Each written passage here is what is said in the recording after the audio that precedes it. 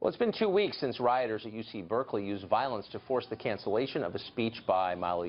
Most people were appalled by what happened, but Yvette Falarca is not among those people. Besides working as a public school teacher in California, she is the national organizer for the Coalition to Defend Affirmative Action, Integration, and Immigrant Rights, and Fight for Equality by Any Means Necessary. BAM is the acronym. Falarca is willing to integrate violence into her political agenda, as you can see from this clip of her disrupting a rally last summer in Sacramento. Are these people going to get off our street? We don't have a speech. Here you go, boy. Hey, David, be nice. Be nice. Come here now. Off our street. Off our street. You, sir, please. Just here to protest. Please. Stand down. Get out. Get back. Falarca helped organize the Berkeley protests, and she says activists ought to copy its tactics for other speakers and events around the country. Yvette Falarca is with us now. Yvette, thanks a lot for joining us. So you did a bunch of interviews after, and you were asked about this, and you were, to your credit, I think, very straightforward about it and unapologetic, and you said, yeah, this guy was a fascist, Milo's a fascist, and we shut him down. You didn't pretend otherwise. We shut him down, and that's what you do with fascists. I think I'm characterizing what you said correctly. Just so we can understand the standard here, what is a fascist? So a fascist is someone who's organizing a mass movement that's attacking women, immigrants, black people, other minority groups in a movement of genocide. That's what a fascist is. Okay. So it's someone who's committing violence? And it's someone who's committing violence and who's trying to organize other people to commit violence. Okay. And Milo is a fascist. Okay. So he's committed acts of violence against the protected groups you mentioned? Well, what he's doing is he's trying to be the youth face and the token that other people who are organizing violence try to hide behind. And right. So in all of his talks all over the country, what Yiannopoulos has done is whip up a whole lynch mob mentality where people who come to see him or his supporters not only agree with his views, but also attack other people. And that was certainly true in Washington State when one of his supporters came and actually shot an anti-fascist protester. But in Berkeley, we made sure that didn't happen because we were able to shut him down. So, but you're conceding that Milo himself has not committed acts of violence, and nor has he incited violence by the legal definition. He'd be in jail if he did. But you're saying that because people who agree with him have committed violence, he should not be allowed to speak. You know, fascist movement takes many forms, and it always tries to have one form that looks respectable and a little bit milder. But Yiannopoulos isn't just a stand-up comedian, and he isn't someone who just has ideas and posts them up on YouTube. He's someone who is funded by Breitbart and Steve Bannon to go around to college campuses to try to recruit other young people to then conduct those attacks on his behalf and on Trump's behalf.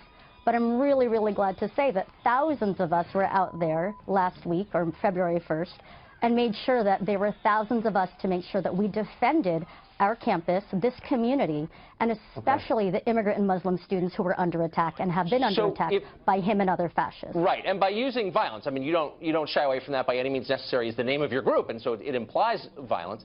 So what should we do with fascists? I mean, if you think that someone is espousing genocide, what should we do with them? I mean, should that person be allowed to walk free? Should we put him in jail? Should we kill him? Should we exile him? I mean, it's a sincere question. If you're willing to use violence because you think someone is espousing genocide, what's the penalty for that? Well, first we've got to make sure we nip it in the bud, and we make sure that they're not allowed to recruit and act as if it's respectable to call for the mass murder of millions of people, in fact, millions who make up the majority of people in this nation at this point. Okay, and so they can't just to be hide clear, behind the there's platform no of free Milo speech. Yiannopoulos, this is not a defense of him, just a factual point, has not ever said that, in public anyway, not that we have a record of. There's no evidence that he has called for the genocide of anybody, as you know, but you're saying by transference in some way, he inspires people who believe that, I guess. But you're not getting my question. Like, when you say nip in the bud, should he be allowed to go on the subway and talk to the guy next to him about perhaps joining his movement? Or should he be allowed to talk to people in restaurants? Or what should we do with the fascist who you believe is inspiring genocide? So first of all, the alt-right is a neo-fascist movement, and they're trying to hide behind some softer versions of their more open counterparts who identify themselves as Nazis. But they're still part of the same movement, first of all. Second of all, when someone is trying to speak at a campus or at a rally, they're doing it not just because they have an opinion, but someone like Yiannopoulos or any other alt-righter or fascist or neo-fascist is doing it to recruit other people. No, we don't let them recruit. And in fact, when you look back at the Holocaust and the lessons that we draw from that, we don't say, oh, well, at least we let them voice their opinion. We say never again. Okay, well, so, again is now, when especially we say that, after Trump. We elevate people like Dietrich Bonhoeffer or members of the plot against the leader of Nazi Germany to kill him. So, I mean, that was the response, of course, to the leader of that fascist movement. Most people think it was legitimate. Do you think, you're not answering my question, that people like Milo, who you've decided are fascists, should be allowed to speak in public? You said they weren't allowed to speak at Berkeley. He should not be allowed to speak in public to spread his racist and misogynistic and homophobic lies. No, he does not have the right to do that. What about when he's using his speech to whip up attacks on people? No, he doesn't have the right to do that. So and to spread lies about our humanity? No, he doesn't. Okay, so you're not allowed to say things that you think are untrue. Well, I mean, of course, in the case of Berkeley, no, that's not what I said. Okay. I didn't say you're not allowed to say things that are untrue. But if you're trying to spread racism and hostility, misogyny, rape, whip up people to lynch people, or to certainly have that mentality to rape people or to lynch them, absolutely not. And any decent human being, whether it was in a classroom or at a restaurant, if they heard someone doing that, would turn around and tell them, you need to stop talking. You are not welcome here. This is not a safe environment. You need to go. Well, that's what we did at UC Berkeley, and that was a good thing. Hit them or set fires. So you're a middle school teacher, which may surprise some of our students, or rather some of our viewers, that you have students. The First Amendment was always kind of the cornerstone of American civic life, the idea that you have the right to say something that other people may vehemently disagree with, but you have that right. It's enshrined in the Bill of Rights. Do you teach that to your students? The First Amendment is about free speech, but that's not an abstraction. And if there was someone in my classroom who was espousing rape or genocide or attacks on Muslims, I would certainly make sure that I stood up for the rest of my students and told them they need to stop. And if they refused to, they would need to leave. Would you hit them?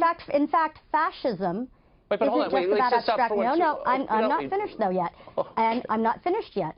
If there is a fascist in any situation that I was in, I would call for other people to take action too. But it's not just about the immediate moment. Right. It's also within the context of building a movement. But I don't want this to be abstract. Against Donald Trump You're getting abstract. And against fascism. I want to bring this back to the concrete, as you said, and rightly so. So if there was a student in your class who started espousing what you believe is fascism, and you said you need to leave, you need to be quiet, you need to leave, and he didn't leave, would you hit him as you hit that protester? Would you beat him up? No, of course not. But that's not what we're talking about here.